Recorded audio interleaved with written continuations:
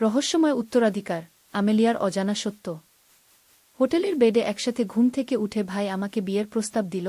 আমি স্তব্ধ হয়ে গেলাম যখন আমার ভাই অনুরাগ বলল, হোটেলের সেই ডাবল বেডে একসাথে ঘুম থেকে উঠে তোর হাত আমার বুকে আর আমার হাত তোর কোমরে দেখে সবকিছু পরিষ্কার হয়ে গেল। তুই ফিসফিস করে বললি, কি হতো যদি আমরা ভাইবোন না হতাম?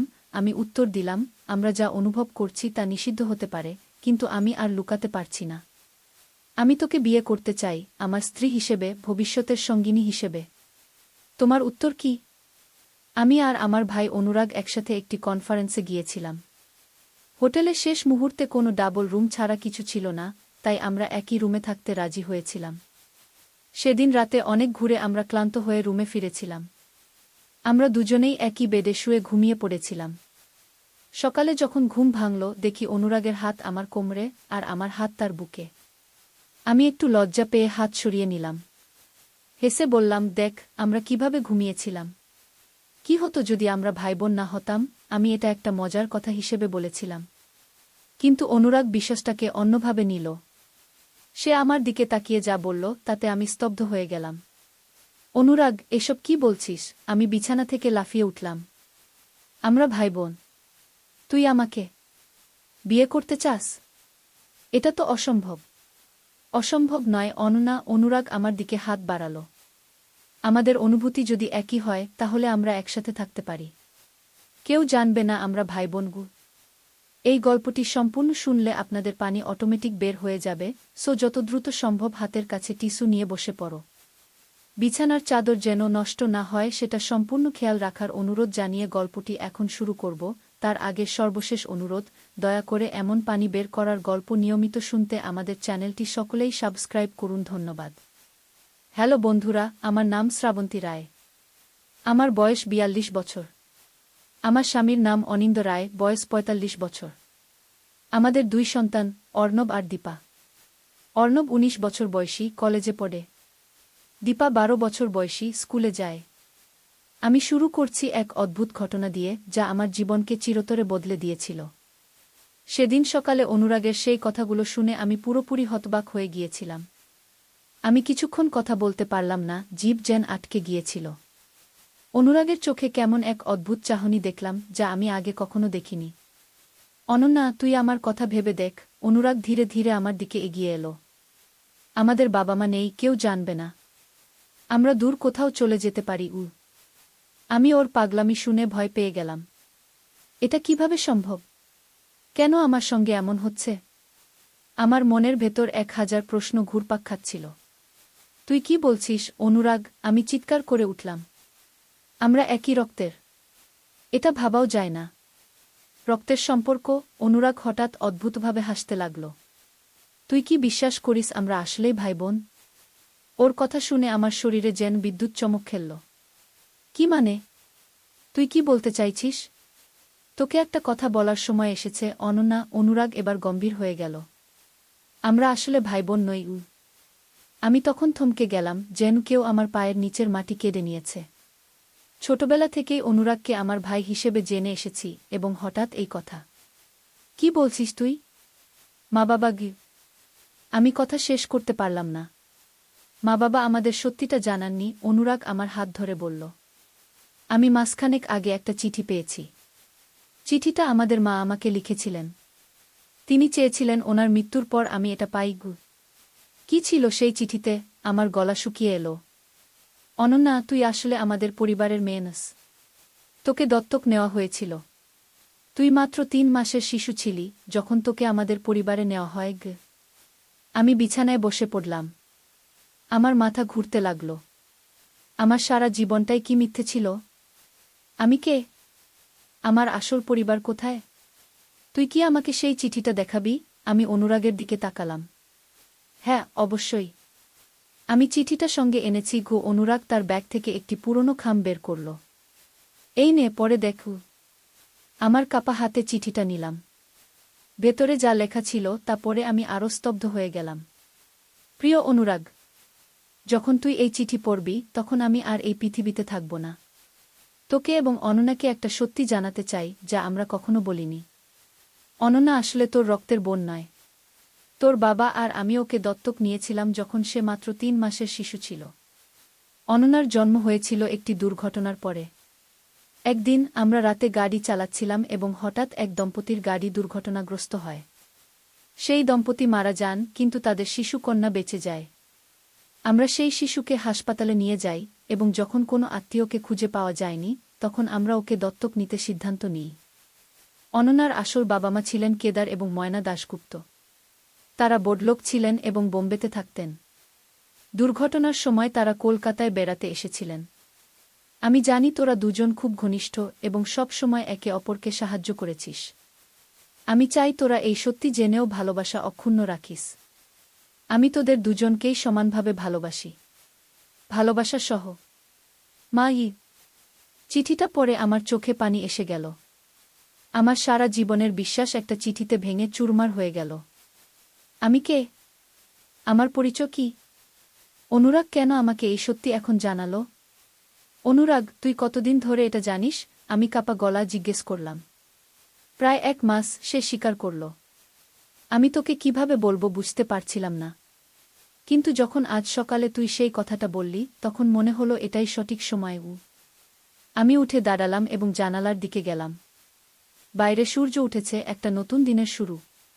কিন্তু আমার জন্য এটা ছিল একটা নতুন জীবনের শুরু, নতুন পরিচয়ের শুরু। অনুরাগ, আমি জানি না কি বলবো। আমি জানালা দিয়ে বাইরে তাকিয়ে বললাম, এটা অনেক বড় ধাক্কা। আমার সময় লাগবে এটা মেনে নিতে। আমি বুঝি। অনুরাগ আমার পাশে এসে দাঁড়াল। কিন্তু আমি যা বললাম তা সত্যি। আমি তোকে ভালোবাসি, অনন্যা। ভাই হিসেবে নয়, একজন পুরুষ হিসেবে। আমি ওর দিকে তাকালাম।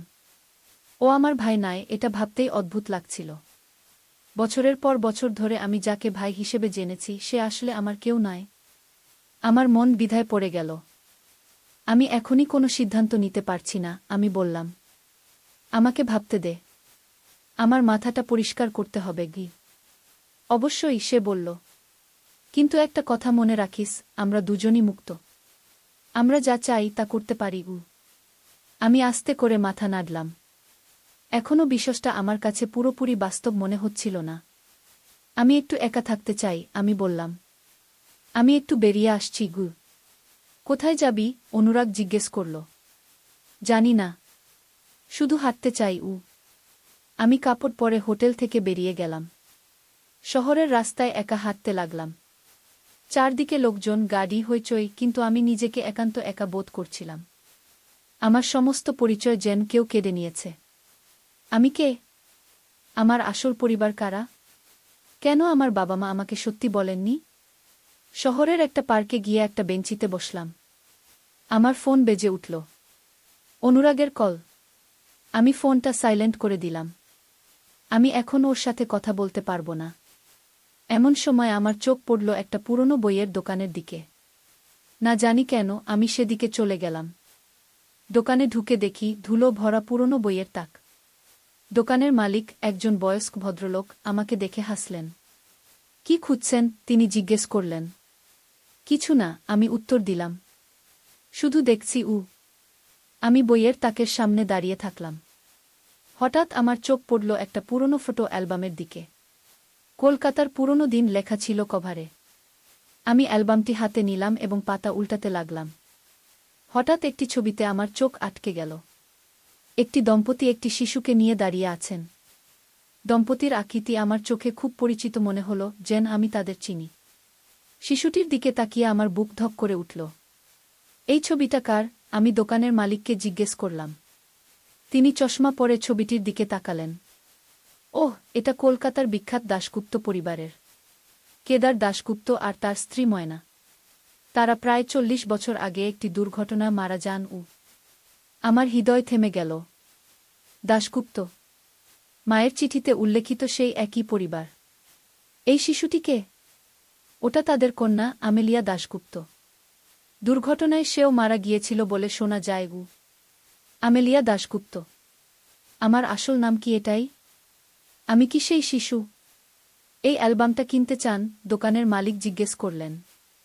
হ্যাঁ, আমি দ্রুত উত্তর দিলাম। অ্যালবামটা কিনে আমি হোটেলে ফিরে এলাম। অনুরাগ রুমে ছিল না। একটা নোট রেখে গিয়েছিল। অনন্যা, আমি জানি তোর ভাবার সময় দরকার। আমি ক্যাফেতে আছি। যখন কথা বলতে চাইবি আমাকে খুঁজে নিস। অনুরাগ। আমি অ্যালবামটা খুললাম এবং সেই ছবিটির দিকে আবার তাকালাম। আমার আসল বাবা-মার ছবি। তারা কেমন ছিলেন? তাদের স্বপ্ন, আশা, ভালোবাসা সবকিছু হারিয়ে গিয়েছিল সেই দুর্ঘটনায়। আমি ল্যাপটপ খুললাম এবং ইন্টারনেটে সার্চ করতে লাগলাম, কেদার দাশগুপ্ত, ময়না দাশগুপ্ত দুর্ঘটনা। কিছু পুরনো নিউজ পেপার আর্টিকেল পেলাম। ৪০ বছর আগে একটি কার দুর্ঘটনায় একটি বিখ্যাত বাঙালি দম্পতি মারা যান। তাদের শিশু কন্যা সম্পর্কে কোনো তথ্য ছিল না। এবং তারপর আমি একটি আর্টিকেল পেলাম যেখানে লেখা ছিল, দাশগুপ্ত দম্পতির মৃত্যুর পর তাদের বিশাল সম্পত্তি অনাথ হয়ে পড়ে। কোনো উত্তরাধিকারী না থাকায়। উত্তরাধিকারী না থাকায়? কিন্তু আমি তো আছি। আমি তাদের মেয়ে। আমার মনে প্রশ্ন জাগল, কেন কেউ আমার সম্পর্কে জানত না? কেন আমার পালক বাবা-মা এই বিষয়ে কিছু বলেননি? আমি আরও গভীরভাবে সার্চ করতে লাগলাম এবং আরেকটি তথ্য পেলাম, দাশগুপ্ত পরিবারের একমাত্র জীবিত আত্মীয় হলেন কেদারের ভাই, অরিন্দম দাশগুপ্ত। তিনি এখন প্রায় ৮০ বছর বয়সী এবং কলকাতার একটি বাড়িতে বাস করেন।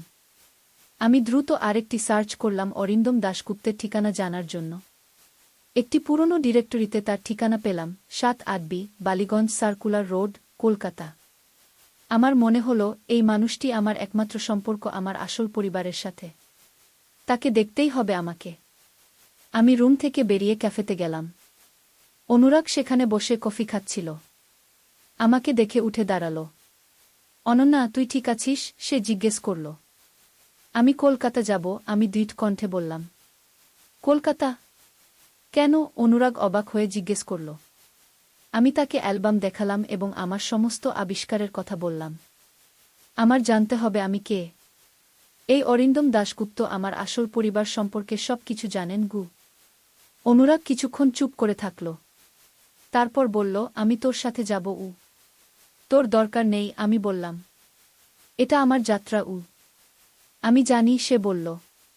কিন্তু আমি তোকে একা যেতে দিতে পারব না। আমরা একসাথে যাব। আমি অনেক বছর ধরে অনুরাগকে চিনি। সে যখন কিছু ঠিক করে তখন তাকে কেউ থামাতে পারে না। আমি জানতাম সে আমার সাথেই যাবে। ঠিক আছে, আমি রাজি হলাম। আমরা কাল সকালেই কলকাতা যাব। পরদিন সকালে আমরা ফ্লাইট ধরলাম কলকাতার উদ্দেশ্যে। বিমানে বসে আমি বারবার ভাবছিলাম, আমি কি সত্যিই আমেলিয়া দাশগুপ্ত? আমার আসল পরিবার কেমন ছিল? কেন আমার পালক বাবা-মা আমাকে সত্যি লুকিয়ে রেখেছিলেন? কলকাতা পৌঁছে আমরা সোজা বালিগঞ্জ সার্কুলার রোডের দিকে রওনা হলাম। একটা ট্যাক্সি নিয়ে যখন ৭-৮বি নম্বর বাড়ির সামনে পৌঁছালাম, তখন দেখলাম একটা বিশাল পুরনো বাড়ি।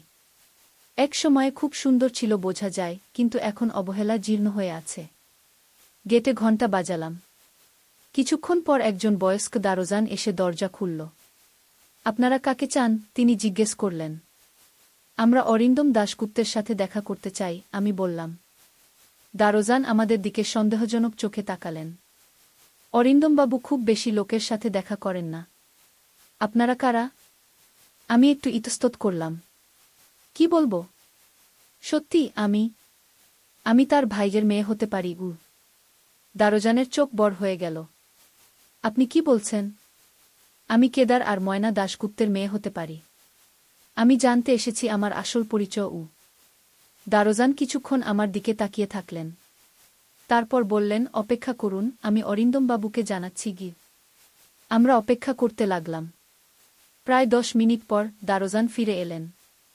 অরিন্দমবাবু আপনাদের দেখা করতে রাজি হয়েছেন। আসুন।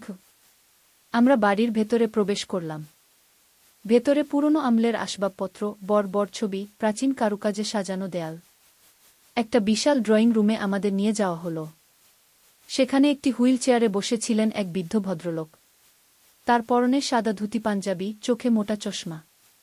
কে আসছে আমার সাথে দেখা করতে? তিনি প্রশ্ন করলেন। তার গলার স্বর দৃঢ়, কিন্তু বয়সের ছাপ স্পষ্ট।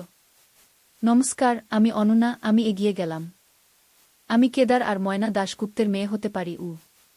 অরিন্দম দাশগুপ্ত আমার দিকে এমনভাবে তাকালেন যেন ভূত দেখেছেন। কি বলে?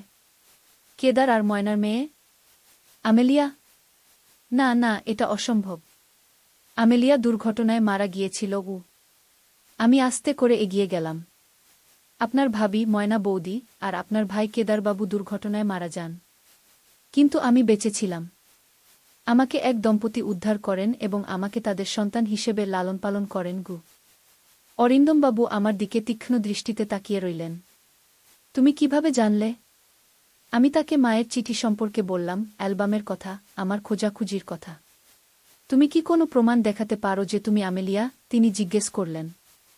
আমার কাছে মায়ের চিঠি আছে। আমি অনুরাগের দিকে তাকালাম, যে চিঠিটা নিয়ে এসেছিল। এবং এই অ্যালবাম, যেখানে কেদারবাবু আর ময়না বৌদির ছবি আছে গু। অরিন্দমবাবু চিঠিটা এবং অ্যালবামটা দেখলেন। তারপর তিনি একটা দীর্ঘশ্বাস ফেললেন। 40 বছর। 40 বছর ধরে আমি ভেবেছি আমার ভাইজের বংশ শেষ হয়ে গিয়েছে। এখন তুমি এসেছ গু। আপনি কি আমাকে আরও কিছু বলতে পারেন আমার বাবা মা সম্পর্কে? আমি জিজ্ঞেস করলাম। অরিন্দমবাবু মাথা নাড়লেন। হ্যাঁ, অবশ্যই। কিন্তু তার আগে আমাকে নিশ্চিত হতে হবে তুমি সত্যিই আমেলিয়া কিনা। আমেলিয়ার ডান হাতের কবজিতে একটা জন্মগত চিহ্ন ছিল, একটা ছোট লাল দাগ, গোলাপের আকৃতির মতো আমি চমকে উঠলাম। আমার ডান হাতের কবজিতে সত্যিই একটা লাল দাগ আছে, যা আমি সারা জীবন ধরে বহন করে আসছি। আমি আস্তে করে আমার শার্টের হাতা উঠালাম এবং সেই দাগটা দেখালাম। অরিন্দমবাবুর চোখ ছলছল করে উঠল। আমেলিয়া, সত্যিই তুমি? তুমি ফিরে এসেছ? তিনি তার হুইল চেয়ার থেকে উঠতে চেষ্টা করলেন, কিন্তু পারলেন না। আমি এগিয়ে গিয়ে তার হাত ধরলাম। আমি জানতামই, আমার অন্তরে জানতাম তুমি বেঁচে আছো, তিনি আবেগে বললেন। কেদার আর ময়না তোমাকে নিয়ে এত গর্ব করত। তুমি তাদের একমাত্র সন্তান ছিলে গু। আমার চোখেও পানি এসে গেল। আমার বাবা মা কেমন ছিলেন বলুন? অরিন্দমবাবু শুরু করলেন আমার বাবা মার গল্প। কেদার দাশগুপ্ত ছিলেন একজন বিখ্যাত ব্যবসায়ী, যিনি বাংলার প্রথম বড় চা বাগানের মালিক ছিলেন। ময়না ছিলেন একজন শিক্ষিত, সংস্কৃতিবান মহিলা, যিনি সঙ্গীত এবং চিত্রকলায় পারদর্শী ছিলেন। তাদের বিয়ে হয়েছিল প্রেমের সূত্রে, যা সেই যুগে খুব একটা স্বাভাবিক ছিল না। তোমার জন্মের পর তারা তোমাকে নিয়ে এত খুশি ছিলেন, অরিন্দমবাবু বললেন। তারা তোমার নাম রেখেছিলেন আমেলিয়া, কারণ ময়না বিলেতে পড়াশোনা করেছিলেন এবং সেখানে একটি ইংরেজি উপন্যাসের নায়িকার নাম ছিল আমেলিয়া, যিনি ছিলেন খুব সাহসী এবং বুদ্ধিমতী গো। সেই দুর্ঘটনা কিভাবে ঘটেছিল? আমি জিজ্ঞেস করলাম। অরিন্দমবাবুর মুখে বিষাদের ছায়া নামল। সেদিন তোমার বাবা মা কলকাতা থেকে দার্জিলিং যাচ্ছিলেন। তারা রাতে গাড়ি চালাচ্ছিলেন। হঠাৎ একটা লরি এসে তাদের গাড়িতে ধাক্কা দেয়। গাড়িটা পাহাড়ের ধার থেকে নিচে পড়ে যায়। তোমার বাবা মা সাথে সাথে মারা যান। আর আমি কিভাবে বেঁচে গেলাম? এখন বুঝতে পারছি, তুমি গাড়ি থেকে ছিটকে পড়েছিলে আর তোমাকে কেউ উদ্ধার করেছিল। আমাদের পুলিশ বলেছিল 3 জনই মারা গিয়েছে। আমরা জানতাম না তুমি বেঁচে আছো গু। আমাকে যারা উদ্ধার করেছিলেন তারা কি পুলিশে খবর দেননি? আমি জানি না, আমেলিয়া। সম্ভবত তারা সরল মনে ভেবেছিলেন তোমার সমস্ত পরিবার মারা গিয়েছে এবং তারা তোমাকে ভালোবেসে নিজেদের সন্তান হিসেবে লালন পালন করেছেন গু। এটা সত্যি। আমার পালক বাবা মা আমাকে খুব ভালোবাসতেন। তাদের কখনো সন্দেহ করিনি। আমার বাবা মার সম্পত্তির কি হয়েছিল? আমি জিজ্ঞেস করলাম। তাদের সম্পত্তির বেশিরভাগ আমি দেখাশোনা করছি, অরিন্দমবাবু বললেন। চা বাগানগুলো, বোম্বেতে থাকা বাড়ি, কলকাতার এই বাড়ি।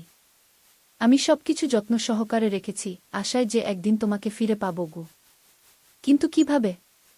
আপনি কি জানতেন আমি বেঁচে আছি? না, কিন্তু একজন পিতা যেমন তার সন্তানের জন্য কিছু রেখে যায়, আমিও তেমনি আমার ভাইদের সন্তানের জন্য সব রেখেছি। আমি তোমার বাবার একমাত্র ভাই, আমার কর্তব্য ছিল তার সম্পত্তি রক্ষা করা গু। আমার হৃদয় কৃতজ্ঞতায় ভরে গেল। এই বৃদ্ধ মানুষটি 40 বছর ধরে আশায় বসেছিলেন। এবং এখন আমি এসেছি। কি করে প্রমাণ করব যে আমি সত্যিই আমেলিয়া? আমি জিজ্ঞেস করলাম।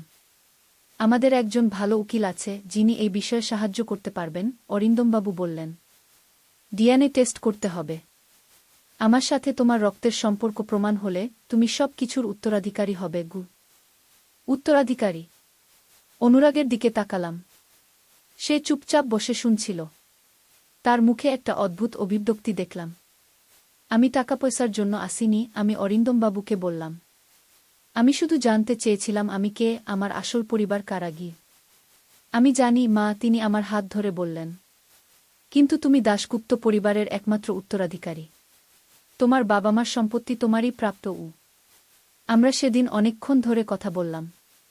অরিন্দমবাবু আমাকে তার ফোন নম্বর দিলেন এবং বললেন তিনি উকিলের সাথে যোগাযোগ করবেন।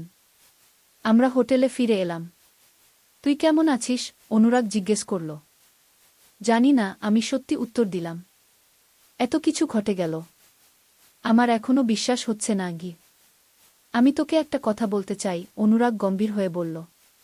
আমি যখন তোকে বললাম যে আমি তোকে ভালোবাসি, ভাই হিসেবে নয়, আমি সত্যি বলেছিলাম।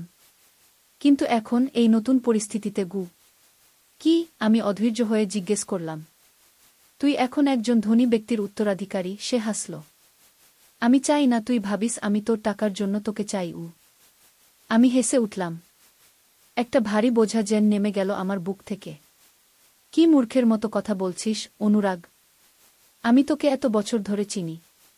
আমি যখন অনন্যা ছিলাম তখনও তুই আমাকে ভালোবাসতিস। এখন আমি আমেলিয়া, তাতে কিছু যায় আসে না। অনুরাগ আস্তে করে আমার কাছে এলো। আমি সবসময় তোকে ভালোবেসেছি যেদিন থেকে আমরা বড় হয়েছি, কিন্তু আমাকে মনে হতো এটা ভুল। এখন জানলাম আমাদের ভালোবাসা নিষিদ্ধ নয়। এটা আমাদের ভাগ্য যে আমরা একে অপরকে পেয়েছি। আমি তার দিকে তাকালাম। এই লোকটা, যাকে আমি সারা জীবন ভাই হিসেবে চিনেছি, এখন আমার প্রেমিক। জীবন কত বিচিত্র। আমাদের সামনে একটা নতুন জীবন আছে। আমি বললাম, আমি আমেলিয়া দাশগুপ্ত, কেদার আর ময়না দাশগুপ্তের মেয়ে, এবং আমি তোকে আমার পাশে চাই এই নতুন যাত্রায়। আমি সবসময় তোর পাশে থাকব। অনুরাগ আমার হাত ধরল। পরের কয়েক মাস কঠিন কাজে কেটে গেল। ডিএনএ টেস্ট, আইনি প্রক্রিয়া, কাগজপত্র। অবশেষে আমি আইনিভাবে আমেলিয়া দাশগুপ্ত হিসেবে স্বীকৃতি পেলাম, দাশগুপ্ত এস্টেটের একমাত্র উত্তরাধিকারী। অরিন্দম কাকু, এখন আমি তাকে এভাবেই ডাকি, আমাকে দাশগুপ্ত চা এস্টেটের সমস্ত ব্যবসা সম্পর্কে শিখিয়েছেন। আমি হয়ে উঠেছি সেই বংশের যোগ্য উত্তরাধিকারী। আমি আর অনুরাগ বিয়ে করেছি একটি সাধারণ অনুষ্ঠানে, অরিন্দম কাকুর আশীর্বাদ নিয়ে। আমরা এখন দাশগুপ্ত এস্টেটের প্রধান বাড়িতে থাকি। অরিন্দম কাকু আমাদের সাথে থাকেন। আমার জন্ম পরিবারের শেষ সদস্য, আমার একমাত্র রক্তের সম্পর্ক। এখন যখন আমি এই বাড়ির বারান্দায় দাঁড়িয়ে চায়ের বাগান দেখি, আমি ভাবি আমার এই যাত্রা সম্পর্কে। আমি এখন জানি আমি কে। আমি আমেলিয়া দাশগুপ্ত, একজন হারানো মেয়ে যে ঘরে ফিরে এসেছে। আমার জীবনে এত অজানা রহস্য ছিল যা এখন উন্মোচিত হয়েছে। অনুরাগকে আমি আগে ভাই হিসেবে ভালোবেসেছি, এখন স্বামী হিসেবে। আমাদের ভালোবাসা এখন আর নিষিদ্ধ নয়। জীবন সত্যিই অদ্ভুত, তাই না? কখনো কখনো আমরা হারিয়ে যাই, আবার কখনো নিজেদের খুঁজে পাই। আর কখনো কখনো আমরা এমন কিছু খুঁজে পাই যা আমরা কল্পনাও করিনি। অরিন্দম কাকু প্রায় বলেন, আমেলিয়া, তোমার মধ্যে তোমার মায়ের চোখ দেখতে পাই। সেই একই দৃঢ়তা, সেই একই সাহস। আমি তার কথায় হাসি। আমার মায়ের মতো হওয়া কি আমার ভাগ্যেই লেখা ছিল? কে জানে। আজ আমি যেখানে দাঁড়িয়ে আছি সেখান থেকে আমার ভবিষ্যৎ উজ্জ্বল দেখাচ্ছে। আমার একটা পরিবার আছে, একটা ঐতিহ্য আছে, একটা পরিচয় আছে। আমি আমেলিয়া দাশগুপ্ত, একজন হারানো মেয়ে যে ঘরে ফিরে এসেছে। আর আমার গল্প এখানেই শেষ নয়, বরং এখান থেকেই শুরু। ঘটনা ও চরিত্র সম্পূর্ণ কাল্পনিক। কারো সাথে কোনো সাদৃশ্য থাকলে তা সম্পূর্ণ অনিচ্ছাকৃত।